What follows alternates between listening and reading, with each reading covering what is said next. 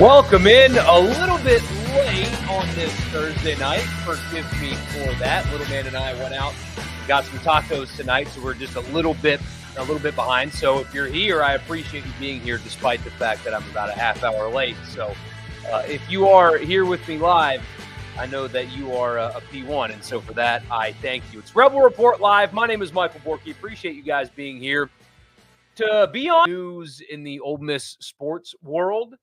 And I thought, instead of, coming up with an off-season topic or rehashing the embarrassment that Ole Miss baseball is at the moment after their loss to Murray State last night, I kind of figured that you guys were done with the topic. There will be plenty more long-term stuff to discuss with baseball over the next few episodes for sure. So I figured very little news in the Ole Miss sports world. Baseball's in the complete dumps. Let's talk a little big picture college football and centered around the NIL comments from Hugh Freeze and Brian Kelly. Two coaches in the SEC. Obviously, Ole Miss will play LSU this year, not Auburn this year, but, league rivals, if you will. And they had some comments that went viral on NIL. But my question is, and what we'll discuss tonight is, are they right about what they said? Some people think so. A lot of people don't. So we'll get to that on this edition of the Rebel Report. Again, my name is Michael Borky. Glad that you guys are here. Follow me, Twitter, Facebook, YouTube, at Michael Borky, Borkey, and wherever you get your podcasts. If you're listening to this on the website at supertalk.fm, I'm glad you're here, but pull out your phone, your favorite podcast app, search Rebel Report, subscribe, and leave a rating and a review. If you're watching on YouTube, don't forget to subscribe to the podcast and vice versa, so you never miss an episode. The Rebel Report is brought to you by the Gregory Law Firm. We all know that in sports, especially college sports, injuries are unavoidable, although Ole Miss got some good injury news with Austin Simmons last night, possibly going to be ready for training camp this year. I know there's talk about maybe next year even being a concern, but no, some good injury news there. The only good that came out of last night's game. Injuries do happen over the course of the season. However, unless you're a college or professional athlete, you shouldn't have to worry about getting injured.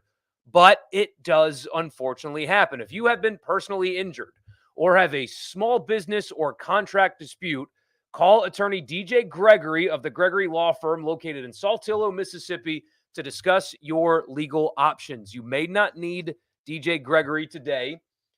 In part, I hope you never have to use DJ Gregory, but if that day comes, save this number because you never know what could happen. 662-397-9799.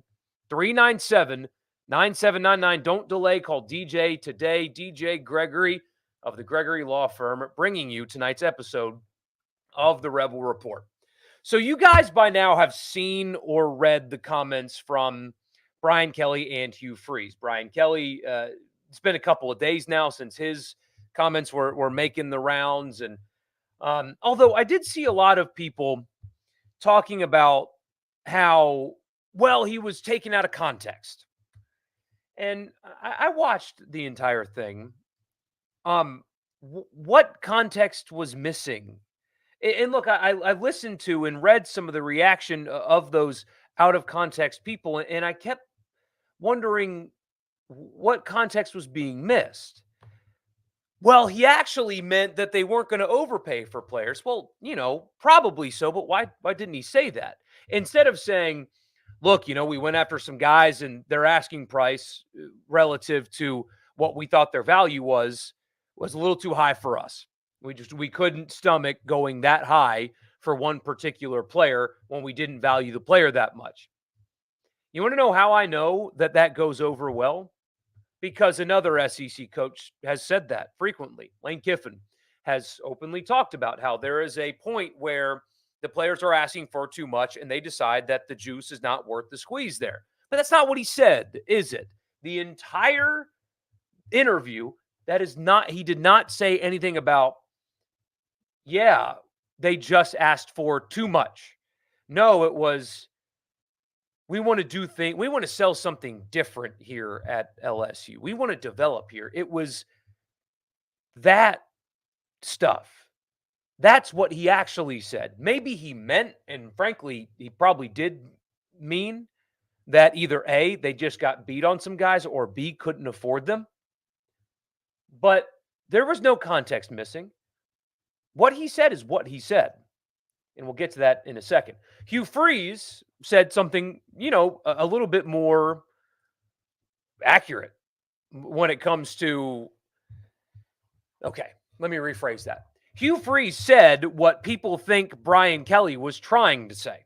Here's what Hugh Freeze said, quote, "The options that you're presented with, develop Peyton, develop Holden, develop Hank, develop Walker, or go spend $1 million on this guy. I just couldn't bring myself to doing that because I wanted to put all the pieces together." He had a longer quote about that, but Hugh Freeze was rather direct on, yeah, I didn't think that a quarterback, any of the quarterbacks that I could have gotten in this cycle were worth $1 million. That is far more direct, and that makes more sense. But either way, is Brian Kelly and Hugh Freeze right? Yes and no. There is, in a perfect world, what Brian Kelly said would be great. It's great and noble to not want to buy players, to not be in the market for buying players. It would be great if college football was still about, well, for the most part, although knowing, I mean, the rich irony in the LSU coach talking about what he talked about, considering what we know about the very recent and distant past of LSU football's player acquisition strategy, is hilarious to me. But either way, in a perfect world, it would be just about development and what major you're going to be on campus and academic resources and stuff like that. How you fit into the locker room and all of those things. It would be great if college football was still about stuff like that. It would be awesome. And in for some players, a lot of players, it still is about that to some degree. So it would be great if you were at LSU and you could win games by just showing players that, hey, you could, to Brian Kelly's point, hey, you could have a local business here sponsor you after 3 years of developing in my program. That would be awesome if all of the defensive linemen out there wanted it to be that way, if that's how you could get them. But the reality is, high-profile defensive linemen in the transfer portal are rare. They're extremely rare. There's not many good ones, and those good ones are really expensive. And so if you want to get a good player in the transfer portal at that position, you are very likely going to have to pay a lot of money to get that player.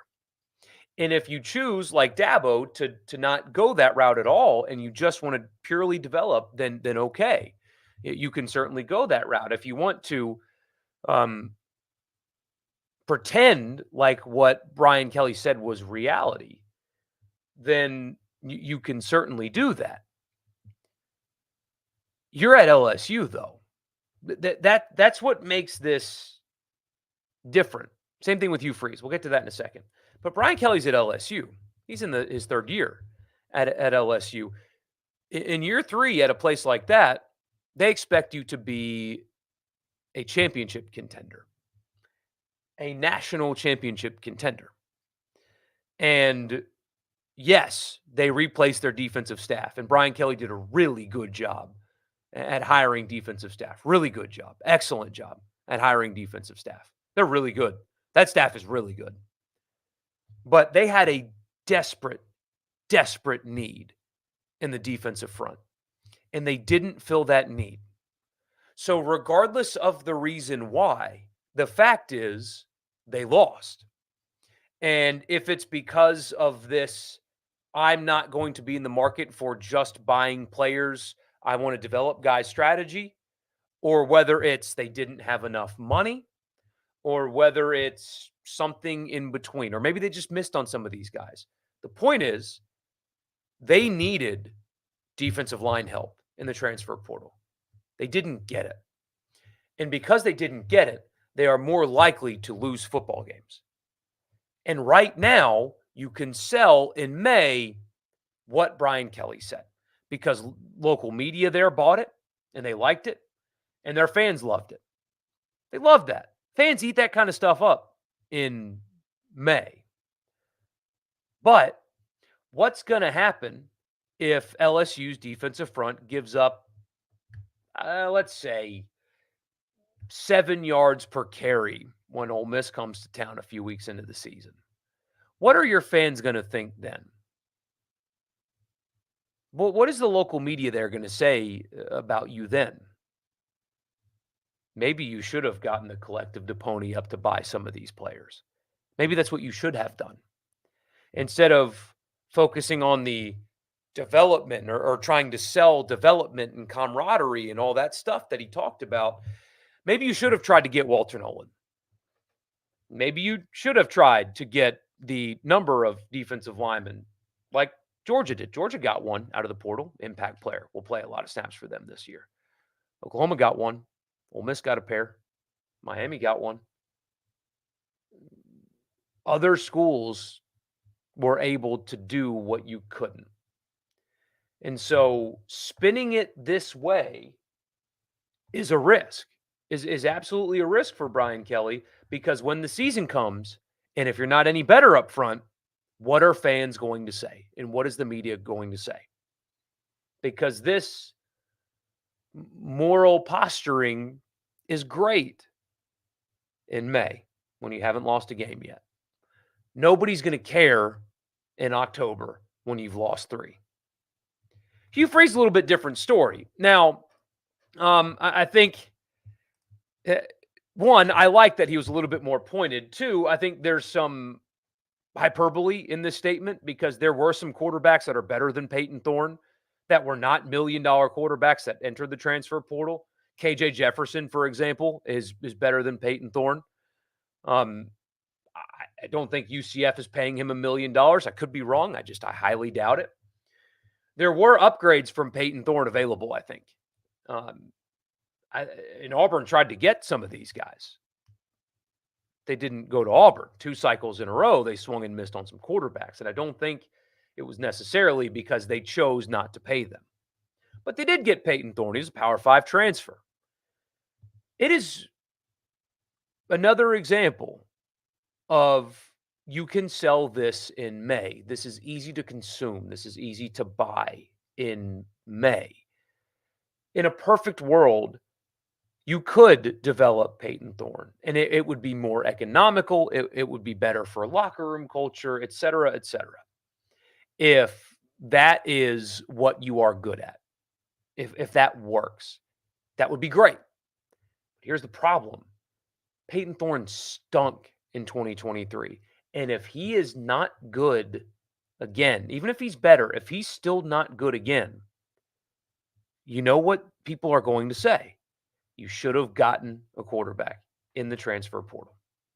That's what they're going to say.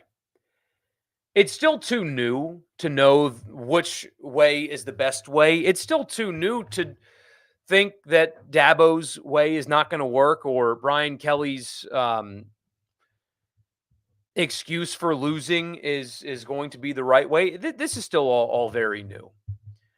But Texas, look at all of the teams that played in the college football playoff last year. Every single one of them used the transfer portal. Look at what Texas has done, what Texas built, what Washington did, what they built. Look at how they did it. I know they got embarrassed in the championship game, but TCU made the national championship game 2 years ago off the back of the transfer portal. To see this thing that is filled with, albeit expensive, quality players and not try to take advantage of some of it appears to me like a bad mistake. And especially when you're at a place like LSU where they expect you to compete for national championships. Compete for and win national championships. We're in year 3 with Brian Kelly, and that roster is not in a position to win a national championship. Does it matter why not? I don't think so. So it's a risk. It's a risk for Hugh Freeze. It's a risk for Kelly. It's a risk for Dabo. Because when it doesn't work, nobody's going to care if you did the right thing. They're only going to care if you won or lost. So, anyway. We'll get to your comments after I tell you the podcast is brought to you by Advantage Business Systems. Check them out online, absms.com. That's the website. If your Mississippi business is in the market for office technology, anything from copiers and printers and mail machines to cloud storage, data security, IT projects, phone systems, whatever it is, if it's technology, if it's in the office and your Mississippi business needs it, check them out online. Advantage Business Systems, absms.com. Advantage Business Systems. Tell them I sent you, and you'll get a complimentary office technology assessment. The podcast is also brought to you by Priority One Bank. Let them make you their priority. We've got 16 locations scattered across the state of Mississippi, so there's very likely to be one in your backyard. They make you their priority every day with their online banking platform. It's a one-stop shop, so all you need is an internet connection, and you can do whatever it is that you want to do with your money because Priority One Bank makes you their priority. So I'm late. This won't be as long of one because I'm late, and it's my fault. Also, guys, be weather aware. We got some pretty nasty stuff coming through the state here. For those of you watching live anyway, for those of you listening in podcast form, it's too late, but it looks like we're going to get hit pretty hard across the state. So be safe tonight, please. It's possibly going to be ugly. I'll be fair to both Freeze and Kelly. I think they have some points that get lost in the drama. Development and quality / buy-in of players is very important. The problem each of them has, though, is that LSU has no depth on defense, especially up front, and Hugh Freeze is running it back with one of the worst quarterbacks in the conference. Exactly. But here's my question, though. Why can't transfer portal, buying players even, not coexist with development? Why can't it? Because when we talked about this on the radio show yesterday, we had somebody text in and say, development's out the window. That's why Saban left. Is it, though? Because are you going to try to convince me that Jackson Dart has not developed at Ole Miss? He was a transfer. He's getting paid a lot of money right now. There was a contract negotiation for more money this offseason. Does that automatically mean that he's not working hard every day to get better? Walter Nolan, Prince Liuman-Mielen are really highly paid defensive linemen. Really, really, really highly paid defensive linemen that transferred in from other SEC schools. Does that mean that Randall Joyner can't develop them? Does it mean that they're not going to work hard and try to get better? That's my question. Why can't those two things coincide with each other? I took the job that I've got because of money. That they offered me money in exchange for my services. If they came to me tomorrow and said, Michael, I want you to take a 50% pay cut, I'm out. I'm not working for Super Talk anymore. It's about the money. I do my job because I get paid for it. If I didn't get paid for it, if I was told that I was going to make significantly less money, I'm out. But in the meantime, I'm going to work hard, really hard, to try to get better at what I do. You may think that I'm getting worse. I would like to think I'm getting better, at least on the radio side of things. But the point is, it's a transactional relationship between me and my employer. But it doesn't mean, number one, I don't care about the place. I will forever have really strong feelings about the place. Love it. And I love the person that owns the company and the person that runs the company. I love them the most. And I owe a debt of gratitude to them. But it's a transactional relationship. I exist there because they compensate me to do so. But I have emotional ties to it, and I work hard, and I develop. I know football and this are different, but those two things can coexist. NFL players get better. They develop. They work hard. They make millions of dollars. They go where the money's great after they get drafted. You have free agents that make money moves and then get to their destination and work their tail off to try to win.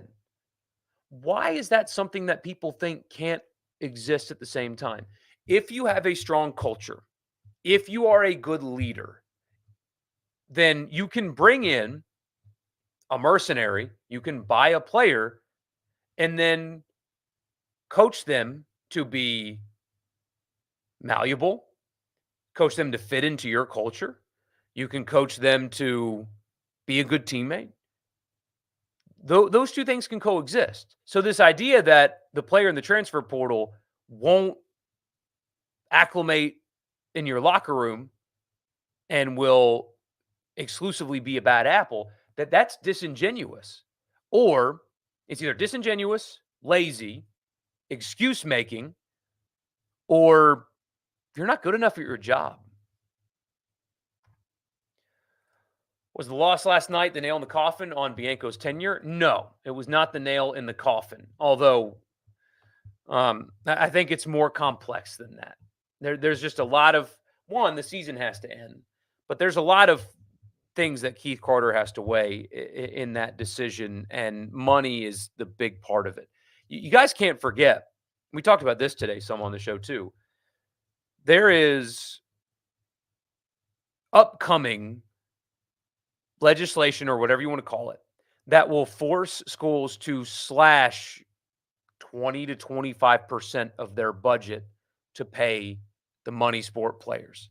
That day's coming soon, very, very soon. And so if you're Ole Miss and you've got to cut $20 million out of your budget in the near future, that weighs into this decision as well. It's very in-depth. We'll talk about that as time gets closer. I don't think they're winning for their next 6 games, so there will be time for this conversation. But I don't think that was the death nail. I don't. I don't. I think if they're going to terminate him, that decision's already been made. And, well, let me rephrase that. I think Keith Carter knows what he wants to do. It's now trying to figure out if they can do it. That's what I think. That's not sourced. That's just what I think. Listen live from Germany. Love the show. Appreciate you, Anthony. Glad you're here, man. What has you in Germany? Murray State. Facepalm emoji. Yeah. Mm-hmm. Wouldn't mind if I went around the SEC for previews and predictions for football later in the summer. That's what I'm going to do. So, yeah, I'll do a lot of that this summer. I've also got I'm going to get the opportunity to interview some Ole Miss players. I'm going to so that'll be great off-season content. Really looking forward to that. Talking to beat writers and stuff of other schools, and I've figured it out to where I think I can record those videos and then play them during a live stream for you. So, yes, stuff like that's coming. I'm looking forward to it. Unrelated, but tonight, Charlie Condon broke the SEC record for single-season home runs at 34. Only took him 47 games to beat Caglianone's record in 71. Yeah. And this is with the dead bats, too. Top 5 SEC out-of-conference games you're looking forward to. Yes, I know it's way too early for that. Okay. I don't care. I'll do this. Let's see. SEC helmet schedule.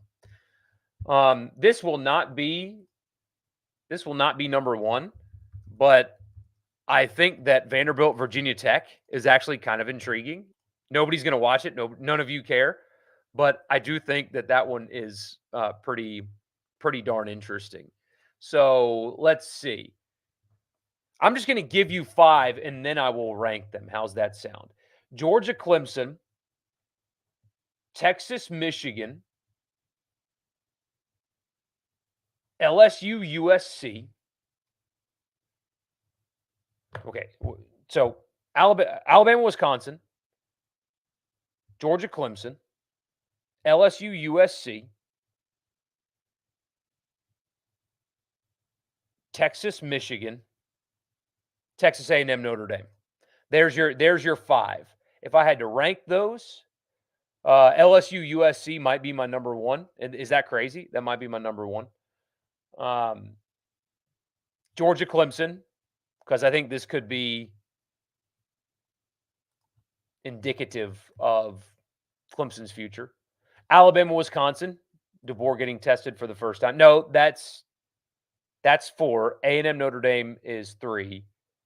And then, oh, that's tough. How do I rank those? Those are the 5, though. I got to think more about ranking them. But why did Kelly even mention NIL? Dumb statement.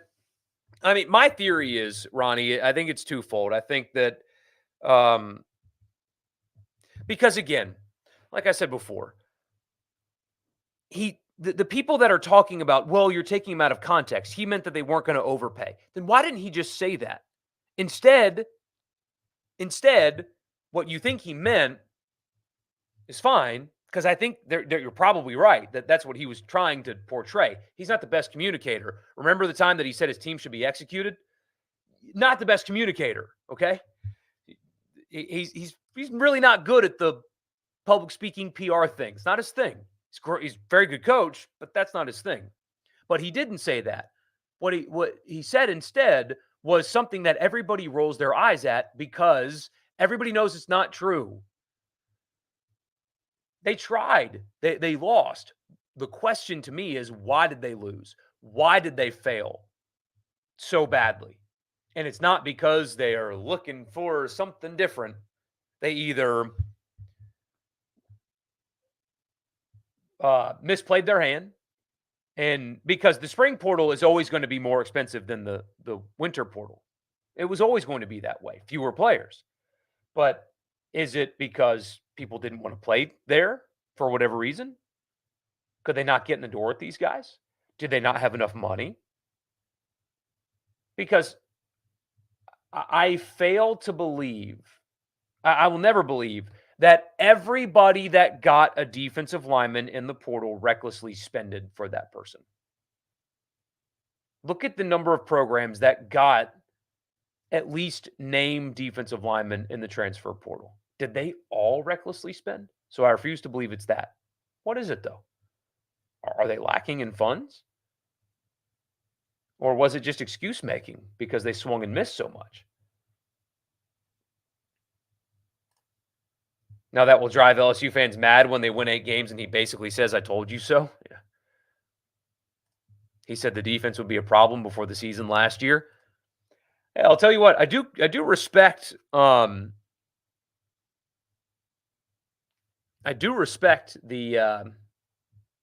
willingness to say that, though.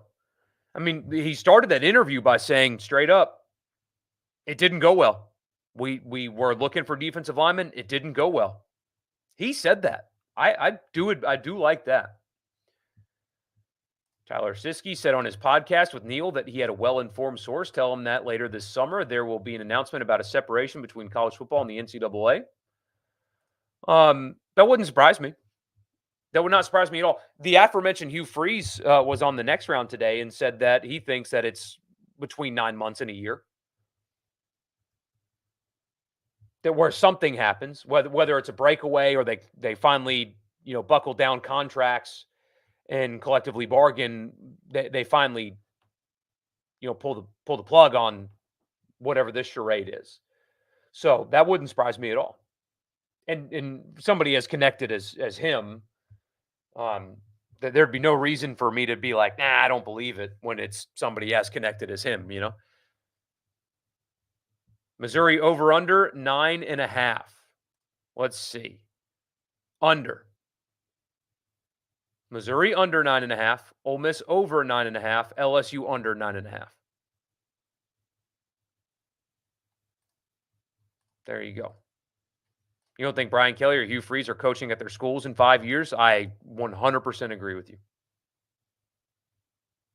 Also baffles your mind that Kiffin will be 50 next year. Does it, though? I know you're a little bit younger than me, but I know he doesn't really act like somebody that would be 50. But, I mean, he's just been in this game for so long, man. He's been in coaching and head coaching for so long. Kelly's best roster, top to bottom, was in year 1. Yeah, who recruited that roster? He's not wrong, but it's myopic. He can't talk about developing players when 2 of 3 he mentioned were Coach O guys, and the third was a portal guy. Guess the hospital funds dried up in Red State. LSU fans cannot fathom the idea of Ole Miss winning more in football than they are. They think it's impossible. How's the not paying for players working out for Sweeney? You want to know what the difference is, though? I think between Dabo and Hugh Freeze and Brian Kelly. Dabo is putting his money, bad expression, but putting his money where his mouth is. Hugh Freeze went after quarterbacks. Brian Kelly and LSU went after defensive linemen that were looking to get paid, and they lost for whatever reason. Dabo Swinney does not try to get players in the transfer portal. When he says that I'm not going to do that because I don't believe in it, he acts on it. Now, he's also the guy that said if players start getting paid, there's too much entitlement in this world, so I'm going to go do something else. And, of course, that was BS. But when he says I'm not going to use the portal because I don't believe in it, I want players that only want to be here the first time or whatever. When he says all those things, his actions dictate, or his actions follow the words exactly. He is not being a hypocrite when it comes to that. He's not looking for guys in the portal, not getting them, and then saying, actually, we don't believe in that here at Clemson. We want to do things differently here, even though everybody knows behind the scenes they're trying. He's not trying. He's going to go down with this ship. I don't think it's going to work, but at least he is, following through with what he says. You're surprised that college football breaking away hasn't happened before now. There's just so much money in so many different moving parts, and there's no commissioner. Like, there's no because it affects everything. It impacts everything in hundreds of schools and programs and stuff. It's hard to do. It should have happened a while ago, but because of all the bureaucratic nonsense, I understand why it hasn't. This is the game now. I don't particularly like it, but it is what it is. If the coaches don't like it, there's always high school football. Hey, guys, I'm running really late here, so I'm going to rapid fire these, but I appreciate you being here. I know this isn't ideal, and it's my fault. We were out late, and so, that's how it goes. But anyway, so I'm going to rapid fire and get out of here. Auburn is going to win 7 games, and the fan base won't be happy after the 5th straight loss to Alabama, no doubt. Howdy tidy from Pascagoula. Jerry, glad to see you again, my friend. In reality, both guys are flexing their my school is a blue blood privilege and refusing to adapt to today's college football. Billy Bean, Saban, and Kiffin say it best, adapt or die. See, that's where I think they are deservingly getting mocked. And that's why the people talking about context are being foolish, because they are trying to do those things. They just failed. Having trouble finding your first vehicle? The last 6 vehicles you checked out all had oil spitting out of the oil cap when the engine was on and hot. 4Runner. Get an old 4Runner. You can drive it for the rest of your life.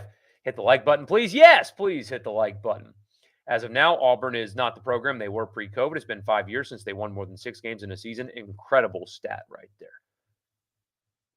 Yeah, the price for used vehicles has skyrocketed. My goodness, I feel bad for you being in the car market, because there's no way.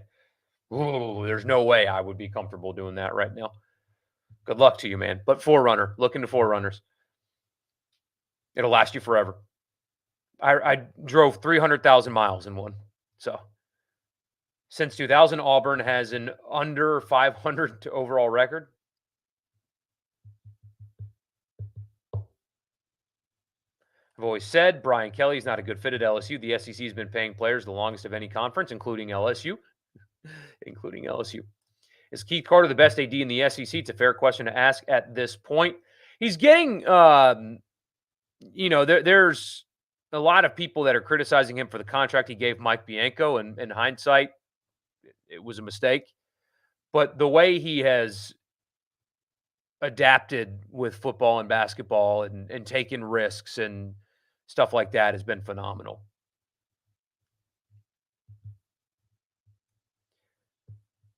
NCAA needs to implement salary caps on players by each division level. They can't do that. They can't do it unless they collectively bargain. That's the only way. The NCAA is not going to be able to do it. The AD at Tennessee is pretty good. He's doing a really good job there too, isn't he? Mississippi National Guard in Germany. Awesome, Anthony. I appreciate you. Thank you for your service, man. You are awesome, and I'm glad that you're here, my friend. Thank you. You honestly believe Ole Miss is going 12-0 and 10-2 would be a letdown? Honestly, the only team that could potentially beat Ole Miss is Georgia, but they have to replace a lot on both sides. Georgia's got the best roster in college football, though, I think. Them or Ohio State.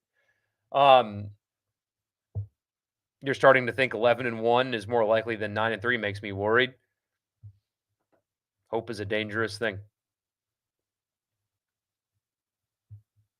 You think there will be a new model in 5 years because of economic recession? It'll happen much faster than that. It'll happen much faster than that. I think they need to build a system where collectives go away completely. They need to be gone forever. You can do it. The NFL does it. Owners. Anyway, I've been down that road with you guys before. You know how I feel on that. But 11-1 is going to be so hard. I still say 10-2. Ole Miss could lose to Georgia, and LSU in your mind are the only ones to keep an eye on. At Arkansas can be tricky. If South Carolina, if it's a night game, it could get weird. 10-2 is still my official prediction. That's still what I think. So Florida's Mississippi State's biggest common denominator between 5-7 and 6-6. I see that. On paper, Ole Miss should win the line of scrimmage in every single game except for Georgia. LSU's offensive line is the single best unit that isn't Georgia on the schedule. Yes, for sure. How many players are still in the portal because no one is calling them? A good bit. And, people talk about how bad that is, and I agree. It's not good, but, there's only one way to learn sometimes.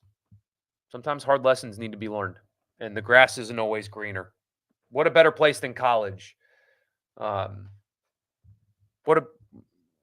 no better place than college to learn about tough life lessons. So if you got in the portal because you thought the grass was greener and you found that it wasn't,